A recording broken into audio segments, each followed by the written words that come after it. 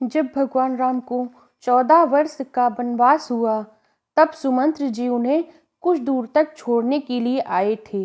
भगवान राम के साथ उनके भाई लक्ष्मण और सीता माता भी थीं। जब गंगा पार करने का समय आ गया, तब भगवान राम ने सुमंत्र जी को वापस कर दिया। इनके वियोग में माता पिता से लेकर पशु पक्षी सभी लोग अयोध्या में व्याकुल हो रहे थे। भगवान राम ने सुमंत्र जी को जबरदस्ती वापस किया। फिर गंगा जी के तीर पर आए। श्री राम ने केवट से नाव लाने के लिए कहा। अब केवट कहता है, भगवान, आपका भेद मैं जान गया हूँ। तुम वही हो। तुम्हारे चरणों की धूल में कोई जादू है, कोई जड़ी बूटी ऐसी है जो पत्थर को, शिला को एक सुंदर स्त्री में बदल देती है। मेरी नाव तो काठ की, मतलब कि लकड़ी की है। काठ पत्थर से कठोर तो होता नहीं है। मेरी नाव भी कहीं स्त्री हो गई तो मैं तो बर्बाद हो जाऊंगा। मेरा परिवार रोजी रोटी को तरस जाएगा। मैं तो इसी नाव के सहारे अपने परिवार का पालन पोषण करता हूँ। दूसरा कोई कार्य भी नहीं मैं कर सकता हूँ, क्योंकि मैं ना तो पढ़ा लिखा हूँ और ना ही कुछ जानता हूँ। यदि तुम उस पार जाना ही चाहते हो तो पहले तुम्हारे पैरों को अच्छे से साफ करके धोऊंगा, जिससे कि उनमें कोई धूल मिट्टी ना हो, जिससे तुम मेरी नाव में कोई जादू ना कर सको। आपके चरणों को धोकर मैं नाव में चढ़ा लूंगा और मुझे आपसे कोई उतराई भी नहीं चाहिए। चाहो तो दशरथ जी की सौगंध ले लो। मैं सच कह रहा हूँ लखन भैया, मुझे भले ही जान से मार दें, लेकिन जब तक आप चरण नहीं धुलवाओगे मैं नाव पर नहीं चढ़ाऊंगा। केवट के प्रेम में लपटे हुए अटपटे शब्दों को सुनकर भगवान राम और सीता मैया लक्ष्मण की तरफ देखकर मुस्कुराने लगते हैं।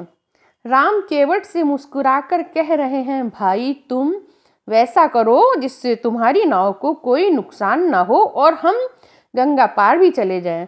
तो जल्दी से पानी लाकर चरण धुल लो और मुझे देर हो रही है, मुझे गंगा पार करवा दो।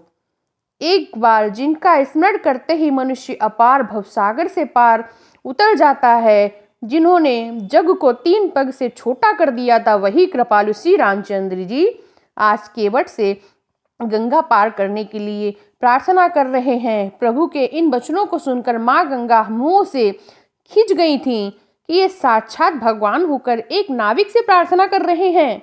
परंतु पदनखों को देखकर माँ गंगा हर्षित हो जाती है, प्रसन्न हो जाती है, समझ जाती हैं भगवान कोई लीला कर रहे हैं। इससे उनका मोह नष्ट हो जाता है और कह रही हैं कि आज इनके चरणों का स्पर्श करके मैं धन्य हो जाऊंगी। केवट जल्दी से कठौते में पानी लेकर आते हैं।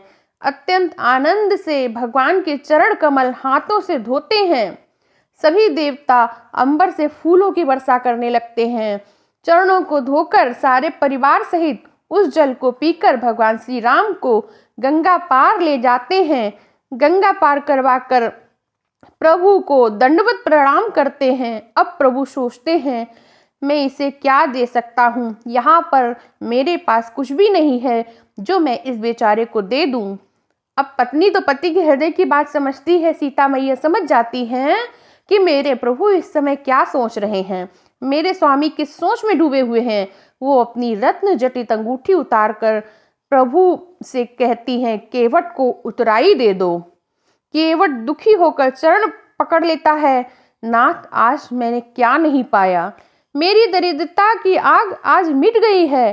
प्रभु ने आज मेरी भरपूर मजदूरी दे दी है। मैंने जिंदगी भर मजदूरी की, लेकिन आज प्रभु ने मेरी मजदूरी मुझे भरपूर दे दी है।